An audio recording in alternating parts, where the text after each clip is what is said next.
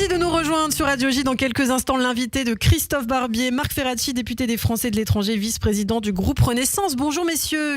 Bonjour Hélène. Et merci d'être avec nous. Et sans plus tarder, le lundi matin, vous le savez, c'est Nicolas Rafal que nous retrouvons. Bonjour Nicolas. Le monde penche à droite. Ouais, c'est sur ce constat d'ordre politico-urogénital que je débute cette chronique du lundi.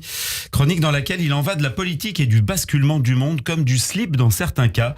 On assiste à une inclination droitière quasi généralisée, mais pas pour tout le monde.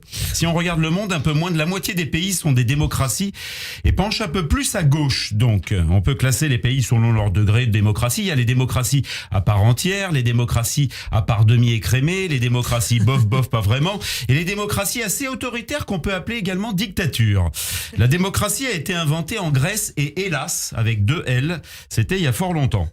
Info rassurante peut-être, paraîtrait, je l'ai lu dans Urètre Magazine, le magazine des hommes qui vivent bien leur urètre, qu'Erdogan pencherait à gauche, lui.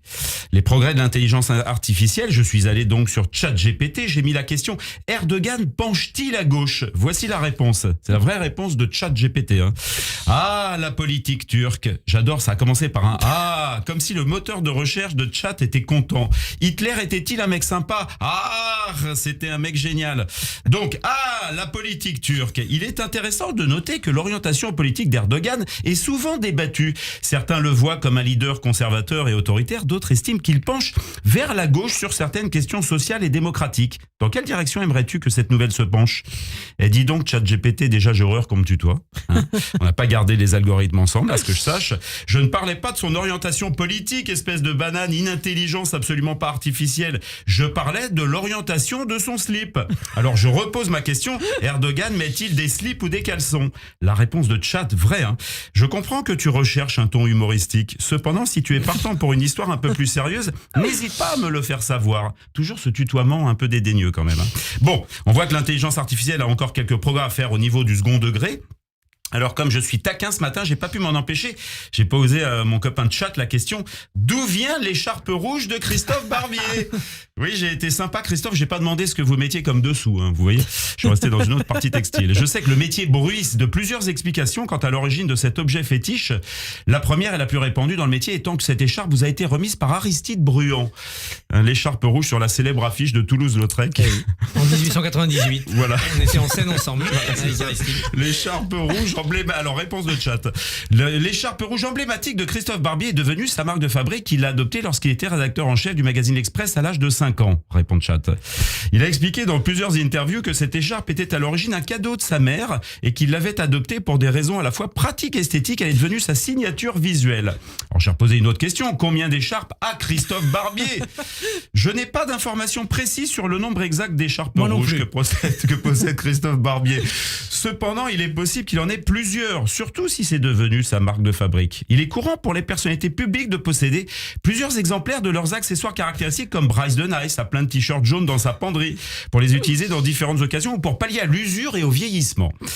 Alors, troisième question, Christophe Barbier est-il sympa dans la vie? Oui.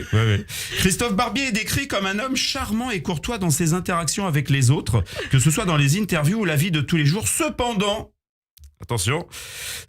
comme pour toute personnalité publique, les perceptions peuvent varier en fonction des expériences individuelles des personnes qui l'ont rencontré ou travaillé avec lui. En tout cas, il vous connaît bien, ChatGPT, Christophe. Voilà.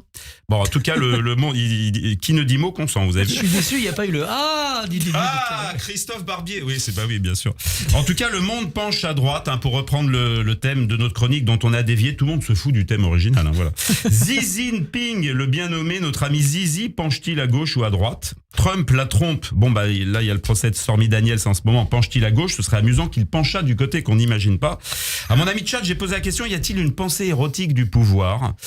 Relation entre pouvoir et ésotérisme complexe, dit Chat. Certains philosophes comme Foucault ont examiné la manière dont le pouvoir peut être intrinsèquement lié aux dynamiques sexuelles et aux désirs humains. On n'a pas le temps de développer, mais c'était très intéressant. En conclusion, disons juste que les grands dictateurs essayent juste de nous endormir et de nous charmer en nous disant, et c'est le titre de cette chronique, Sleep Well, S-L-I-P. Eh bien, merci beaucoup Bonne nuit. Nicolas. Les folles soirées de Nicolas Rafal avec ChatGPT. On voit que vous avez du temps en tout cas, Nicolas. Les folles soirées. Merci beaucoup Nicolas. Tout de suite l'invité de Christophe Barbier, Marc Ferracci, député des Français de l'étranger, vice-président du groupe Renaissance. Les grands débats communs.